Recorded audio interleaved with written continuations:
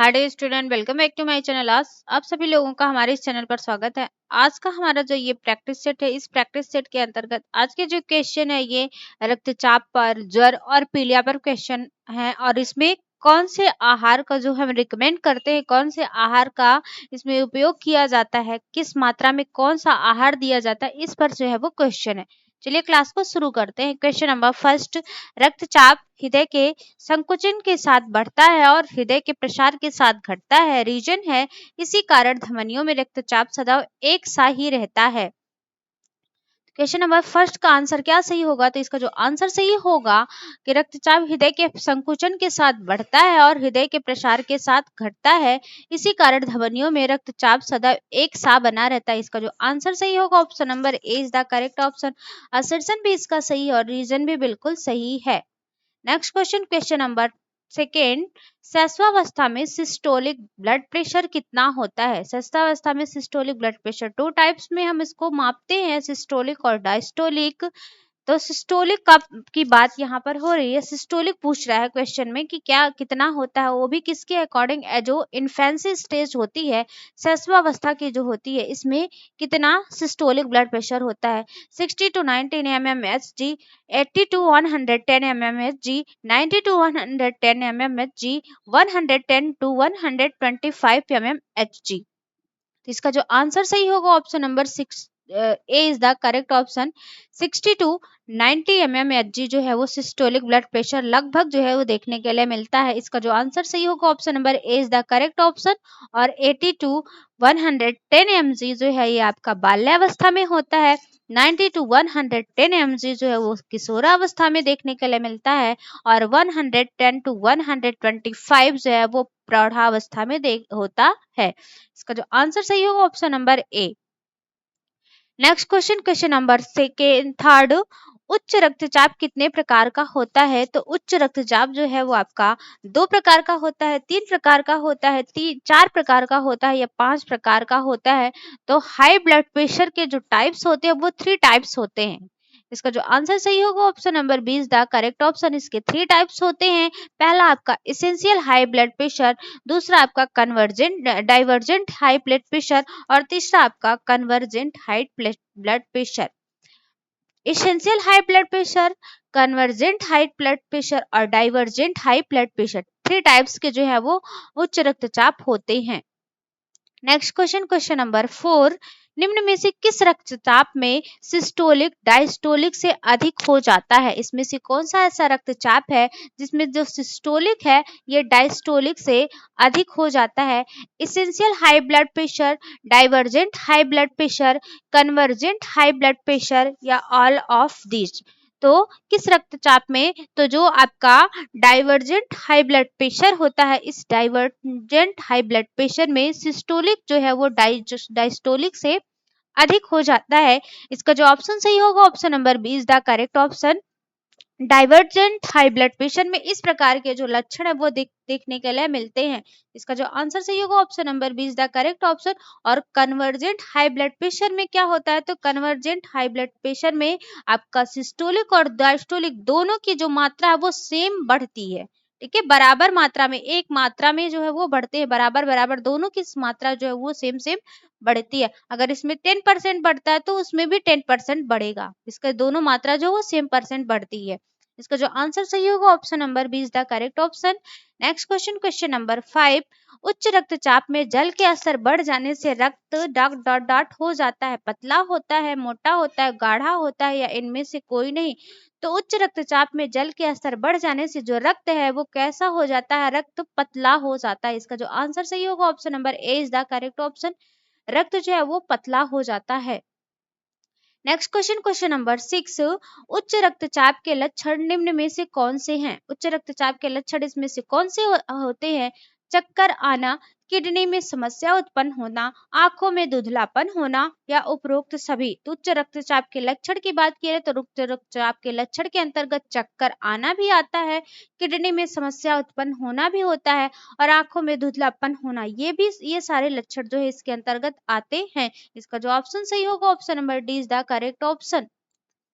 Next question, question number 7, गर्भावस्था के किस सप्ताह में निम्न रक्तचाप की समस्या साधारणतः देखने को मिलती है? ये सप्ताह यहाँ पे माह हो गया है, जबकि माह नहीं होना चाहिए, सप्ताह होना चाहिए। निम्न रक्तचाप की समस्या साधारणतः देखने को मिलती है, तो 20 सप्ताह है, 24 सप्ताह है, या 26 सप्ताह है, या 28 माह है। तो गर्भावस्था के किस सप्ताह में, तो जो गर्भावस्था का 24 सप्ताह होता है, 24वां सप्ताह होता है, इस सप्ताह में साधारण निम्न रक्तचाप की जो समस्या है वो ज्यादा देखने के लिए मिलती है। इसका जो आंसर सही होगा option number B is the correct option.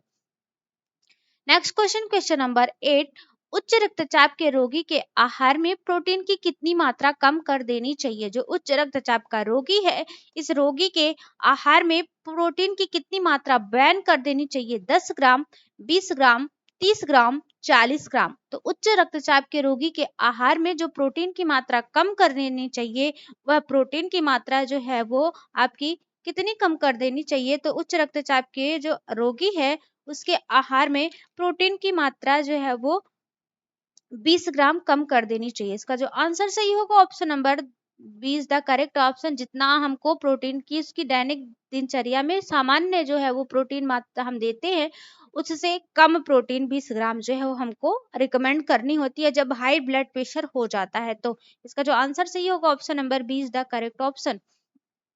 Next question, question number 9, उच्च रक्तचाप के रोगी के आहार के बारे में निम्न में से कौन सा कथन असत्य है? उच्च रक्तचाप के रोगी के बारे में इसमें से कौन सा कथन जो है वो असत्य है? फॉल्स स्टेटमेंट्स है। आहार में ऊर्जा देने वाले पदार्थों की मात्रा कम करनी चाहिए, सोडियम को छोड़कर अन्य खनिज लवण देने चाहिए, विटामिन पर्याप्त मात्रा में देना चाहिए, वसा अधिक मात्रा में तथा जमने वाली देनी चाहिए। तो आहार में ऊर्जा देने वाले पदार्थों की मात्रा कम करनी चाहिए, जैसे कार्बोहाइड्रेट जो है, फैट है, इसको बैन कर देना चाहिए। इसकी मात्रा मतलब देनी चाहिए, लेकिन क्या है उसका रूट जो है वो चेंज करके, जैसे आपका जो है असंतृप्त वसा का जो है उपयोग करना चाहिए, और कैलोरी की मात्रा जो है वो कम कर देनी चाहिए। सोडियम को छोड़कर अन्य खनिज लवण देने चाहिए, सोडियम को कम कर देना चाहिए, और जो है अन्य खनिज लवण जैसे फास्फोरस है, कैल्शियम है, मैग्नीशियम है, आयरन है, कोबाल्ट है, निकिल है, जिंक है, इन सब का प्रयोग जो है वो करना चाहिए। सिर्फ और सिर्फ सोडियम को बैन करना है। विटामिन पर्याप्त मात्रा में देनी चाहिए, सारे विटामिन आपकी vitamin B1, B2, B complex, A, D, E के सारे प्रकार के जो विटामिन है उनको रिकमेंड करना चाहिए, और वसा अधिक मात्रा में तथा जमने वाली देनी चाहिए। बिल्कुल नहीं, वसा जो है वो कम मात्रा में देनी चाहिए, लेकिन जमने वाली नहीं बल्कि ना जमने वाले असंतृप्त वसा जो है इनका सेवन करना चाहिए। इसका जो आंसर सही होगा option number D is the correct option. जो कि असत्य कथन पूछ रहा है तो असत्य कथन आपका डी ही होगा। नेक्स्ट क्वेश्चन, क्वेश्चन नंबर 10, निम्न रक्तचाप के लक्षण निम्न में से कौन से हैं? इसमें से कौन सा ऐसा लक्षण है जो निम्न रक्तचाप के अंतर्गत आता है? भ्रम की स्थिति पैदा होना, तेज उथली श्वसन क्रिया होना, नाड़ी संस्थान का कमजोर और तेज होना, उपरोक्त सभी। निम्न रक्तचाप के लक्षण के अंतर्गत इसमें से कौन तो आता है? तो भ्रम की स्थिति पैदा होना ये भी आता है, तेज उथली श्वसन क्रिया भी होती है, और नाड़ी संस्थान का कमजोर होना और तेज हो जाना, ये भी लक्षण क्या है इसके अंतर्गत आता है। तो इसका जो आंसर सही होगा option number D is the correct option. क्या आंसर सही होगा? इसका डी आंसर बिल्कुल सही होगा। नेक्स्ट क्वेश्चन, क्वेश्चन नंबर 11, कथन है हाइपोथैलेमस शरीर के ताप को नियंत्रित करता है, रीजन है इसे मानव शरीर का थर्मोस्टेट कहते हैं। हाइपोथैलेमस जो है वो क्या है? जैसे यही जो हमारे शरीर में ताप को नियंत्रित करता है, और हाइपोथैलेमस ऐसा है कि इसी के कारण जो है जब ये सक्रिय होता है तो हमें भूख, प्यास, निद्रा, प्रेम, घृणा, ये सारी चीजें जो है महसूस होती है। तो इनको नियंत्रित करने का भी कार्य आपका हाइपोथैलेमस करता है। इसे मानव शरीर का थर्मोस्टेट कहते हैं। इसे मानव शरीर का, तो इसे मानव शरीर का थर्मोस्टेट के नाम से जाना जाता है। किसे? हाइपोथैलेमस को। असर्सन एवं रीजन दोनों सही है। असर्सन सही परंतु रीजन गलत है। असर्सन गलत परंतु रीजन सही है।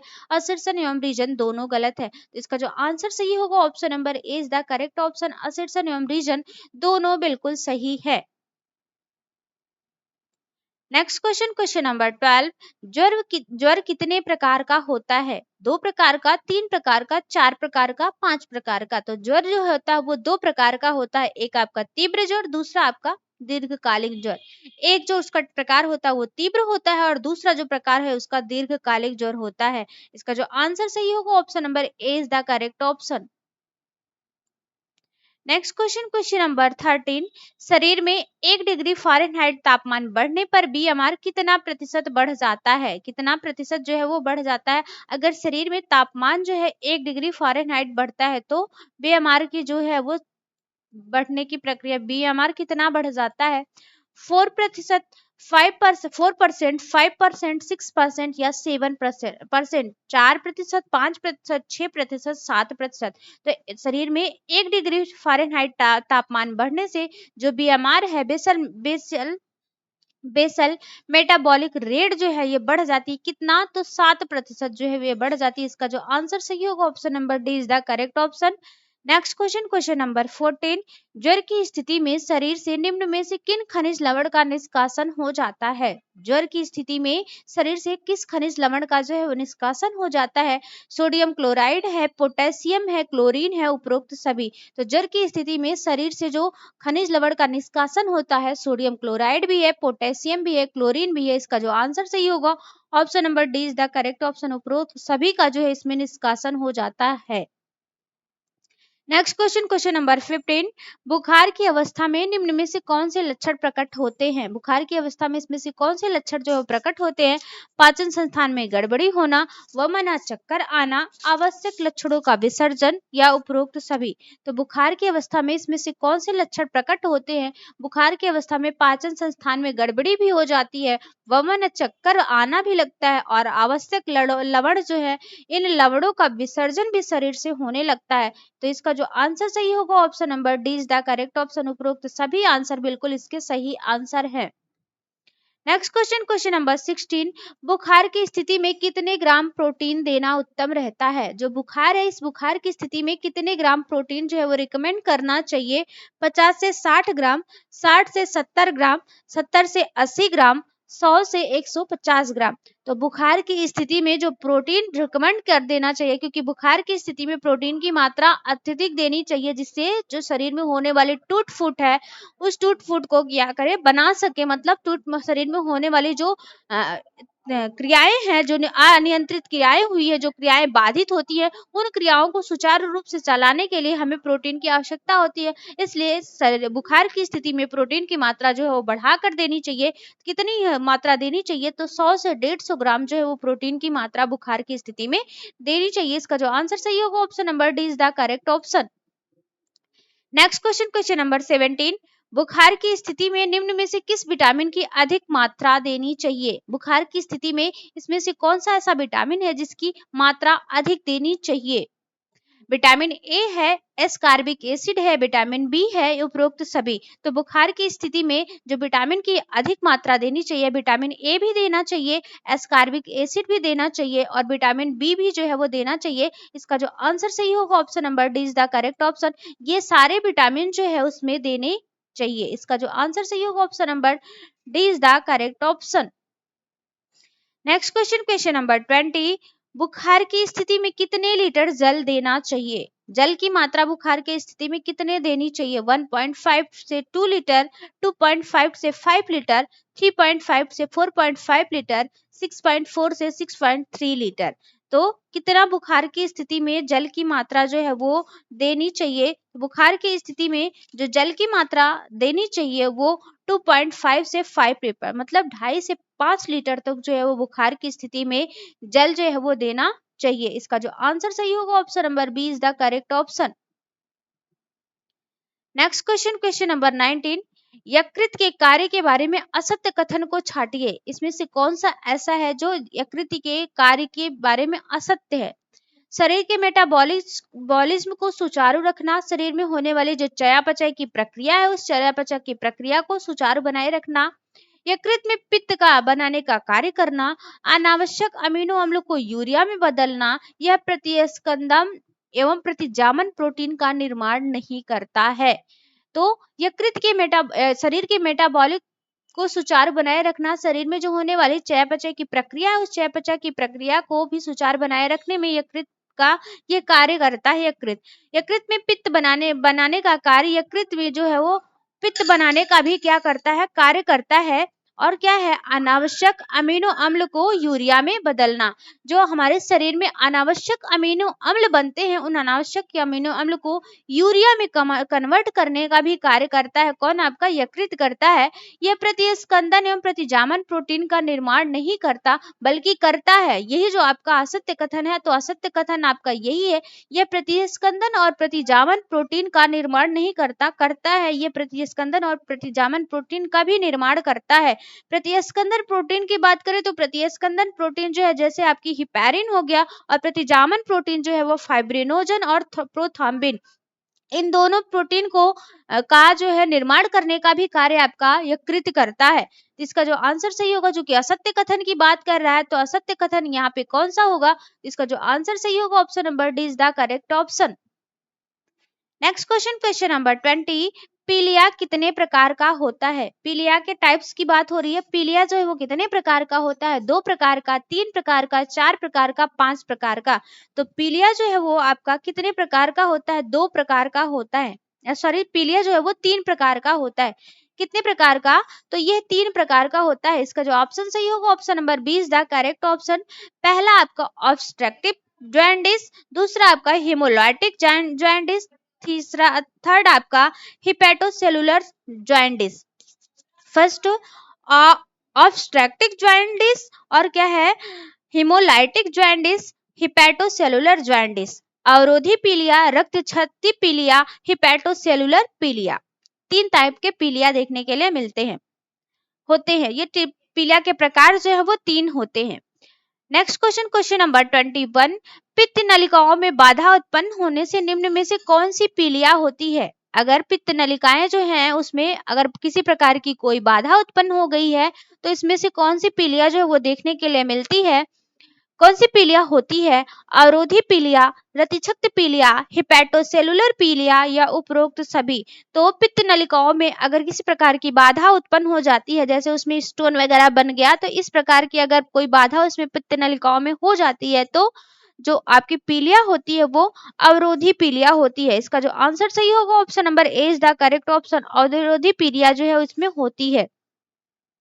नेक्स्ट क्वेश्चन, क्वेश्चन नंबर 22, रक्त छत पीलिया में निम्न में से किसका सर्वाधिक विनाश होता है। जो रक्त छत पीलिया होती है, इसमें किसका सर्वाधिक विनाश होता है। आरबीसी का विनाश होता है, डब्ल्यूबीसी का विनाश होता है, प्लेटलेट्स का विनाश होता है, या इनमें से कोई नहीं। तो रक्त छत पीलिया में जो विनाश होता है वो सर्वाधिक किसका विनाश होता है, तो आरबीसी जो होता है, इस आरबीसी का सबसे ज्यादा विनाश देखने के लिए मिलता है। मतलब इसका आरबीसी का जो है वो क्या है, सर्वाधिक विनाश होता है।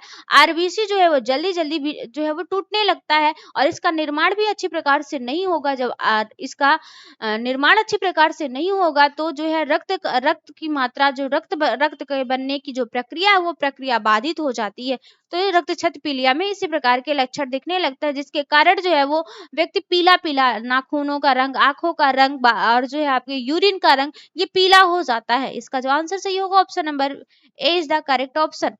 नेक्स्ट क्वेश्चन, क्वेश्चन नंबर 23, निम्न में से कौन सी पीलिया वायरस के संक्रमण एवं विषाक्त पदार्थों से होता है। निम्न में से कौन सा पीलिया वायरस के संक्रमण एवं विषाक्त पदार्थ का से होता है। अवरोधी पीलिया, रक्त छत पीलिया, हिपेटोसेलुलर पीलिया, या उपरोक्त सभी। इसमें से कौन सा पीलिया है, तो इसमें से जो पीलिया है आपका हिपेटोसेलुलर पीलिया, यह जो है आपके किससे, तो वायरस के संक्रमण और विषाक्त पदार्थों के सेवन से जो है ये पीलिया देखने के लिए मिलता है। यह पीलिया जो है वो आपका होता है कौन सा, हिपेटोसेलुलर पीलिया। इसका जो आंसर सही होगा option number C is the correct option. Next question, question number 24, पीलिया रोग का मुख्य कारण निम्न में से कौन सा है। इसमें से किस कारण से पीलिया होता है। वायरस का संक्रमण, सर्दी, जुखाम, या इनमें से कोई नहीं। तो पीलिया रोग का जो मुख्य कारण है इसमें से कौन सा है, तो सबसे ज्यादा पीलिया जो है वो आपका वायरस के संक्रमण से होता है। इसका जो आंसर सही होगा option number D is the correct option. पीलिया जो है वायरस के संक्रमण के माध्यम से सर्वाधिक फैलता है, चाहे वो जल के माध्यम से हो या भोजन के माध्यम से हो। जल के माध्यम से ही सर्वाधिक फैलता है पीलिया। तो इसका जो आंसर सही होगा option number A is the correct option. Next question, question number 25, पीलिया रोग के लक्षण निम्न में से कौन से हैं? पीलिया रोग के लक्षण इसमें से कौन सा है? मल का भूरा होना, भूख कम लगना, त्वचा का पीला होना, उपरोक्त सभी। क्वेश्चन नंबर 25 का जो आंसर सही होगा, पीलिया रोग के लक्षण है। पीलिया रोग के अंतर्गत मल का भूरा, मल जो है वो स्टूल भूरा होने लगता है, भूख कम, व्यक्ति को भूख कम लगती है, और त्वचा का जो रंग है, जैसे नाखून हो गया, आंख हो गई, यूरिन हो गया, इन सब का जो रंग है और त्वचा का जो रंग है वो पीला पड़ जाता है। इसके साथ साथ इन सब जो आपके अंग है, इन अंगों में भी जो है इसके लक्षण देखने के लिए मिलते हैं। बिलिरुबिन की जो मात्रा है, बिलिरुबिन की मात्रा बढ़ जाती है, और जिसके कारण ये एक कलर वर्णक होता है और यह पीले कलर में परिवर्तित हो जाता है आपके बिलिरुबिन। तो इसका जो आंसर सही होगा, option number D is the correct option. उपरोक्त सभी इसकी बिल्कुल सही आंसर है। नेक्स्ट क्वेश्चन, क्वेश्चन नंबर 26, निम्नलिखित इफेक्टिव हेपेटाइटिस के लक्षण है। निम्नलिखित में से कौन से इफेक्टिव हेपेटाइटिस के लक्षण के अंतर्गत आते हैं? ठीक है, इसमें से कौन सा जो है वो इफेक्टिव हेपेटाइटिस के लक्षण के अंतर्गत आता है? ज्वर है, मितली है, दस्त है, गाढ़े रंग का मूत्र है, या आपका मितली है। क्वेश्चन नंबर 26 का जो आंसर सही होगा, इफेक्टिव हेपेटाइटिस मतलब ऐसा हेपेटाइटिस जो क्या करता है, हमारे उस पर जो है प्रभाव डालता है। हिपैटिक हिपेटाइटिस के लक्षण इसमें से कौन से हैं? तो इसका जो आंसर सही होगा, ज्वर भी आता है, इसमें मितली भी आती है, गाढ़े रंग का मूत्र भी आता है, मतलब इसका आंसर जो सही होगा जो है ज्वर है आएगा, मितली आएगी, और इसके साथ साथ जो है वो दस्त, ये तीनों जो है आपका आंसर सही होगा। तो पहला आंसर और दूसरा आंसर और तीसरा आंसर जो है इसका बिल्कुल सही होता है। इसका कौन सा आंसर सही होगा? तो इसका जो पहला, दूसरा और चौथा, पहला, दूसरा और चौथा, इसका जो ए ऑप्शन सही होगा। ठीक है, इसका कौन सा आंसर सही होगा? तो इसका जो ए ऑप्शन है बिल्कुल सही आंसर होगा। ये रहा हमारा आज का पूरा क्वेश्चन। नेक्स्ट सेशन में नए टॉपिक के साथ फिर मिलेंगे, तब तक के लिए thank you so much. Thank you so much for watching this video. कैसा लगा ये क्वेश्चन की श्रृंखला, कमेंट करके जरूर बताइएगा।